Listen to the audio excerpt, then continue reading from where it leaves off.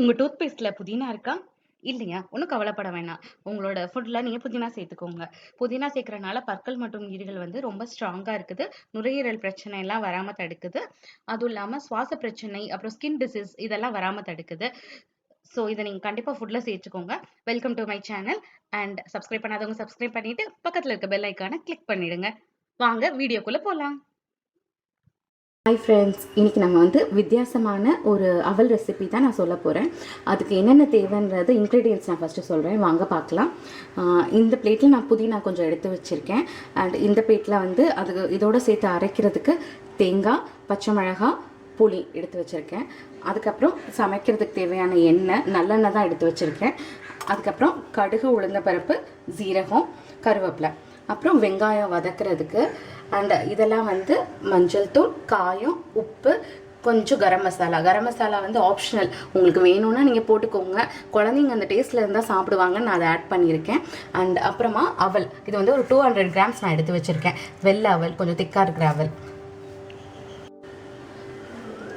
Cook பண்ண start பண்ணுறதுக்கு முன்னாடி கொஞ்சம் புதினாவையும் அப்புறம் தேங்காய், பச்சை மிளகாய், புளி இது எல்லாத்தையும் சேர்த்து அரைச்சிட்டு வந்துடுங்க மிக்சியில்.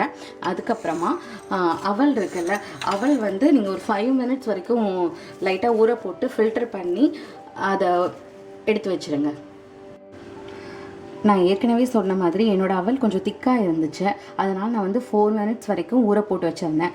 உங்களோட அவல் எப்படி இருக்குன்னு பார்த்துட்டு அதுக்கேற்ற மாதிரி ஊற போட்ட அளவு நீங்கள் குறைச்சிக்கலாம். வாங்க இது எப்படி பண்ணுறதுன்னு நான் சொல்கிறேன். ஃபஸ்ட்டு நான் பேனில் அடுப்பில் வச்சுட்டேன். பேன் சூடாகிடுச்சு. நான் அதுக்கு ஃபஸ்ட்டு எண்ணெய் ஊற்ற போகிறேன், சமைக்கிறதுக்கு தேவையான எண்ணெய். அதுக்கப்புறம் நான் ஏற்கனவே சொன்ன மாதிரி கடுகு, உளுந்த பருப்பு, ஜீரகம், கருவேப்பிலை எல்லாத்தையும் ஆட் பண்ணுறேன்.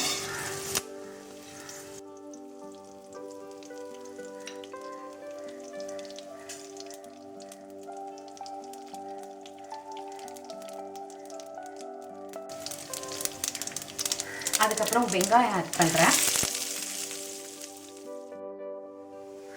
இது நான் ஏற்கனவே சொன்ன மாதிரி பேஸ்ட்டாக மிக்சியில் நான் அரைச்சி வச்சுருக்கேன். இதை ஆட் பண்ணணும்.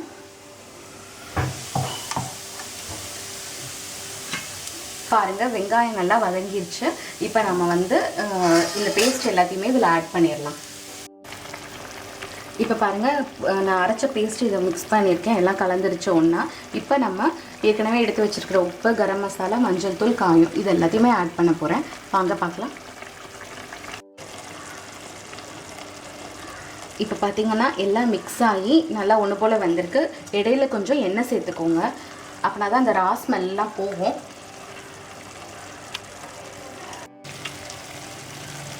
இப்போ அந்த ரா ஸ்மெல் போயிடுச்சு. இப்போ நம்ம ஏற்கனவே எடுத்து வச்சிருக்கிற அவலை இதில் நம்ம ஆட் பண்ணிடலாம். பாருங்கள், எல்லாம் ஒன்றா மிக்ஸ் ஆகிடுச்சு. இதை நீங்கள் லோ ஃப்ளேமில் வச்சு கொஞ்சம் நேரம் குக் பண்ணுங்கள், அந்த வேகிற வரைக்கும். பாருங்கள், புதினா அவல் ரெடி ஆகிடுச்சு. பார்க்கவே ரொம்ப கலர்ஃபுல்லாக இருக்குது, ரொம்ப டேஸ்டியாக இருக்குது.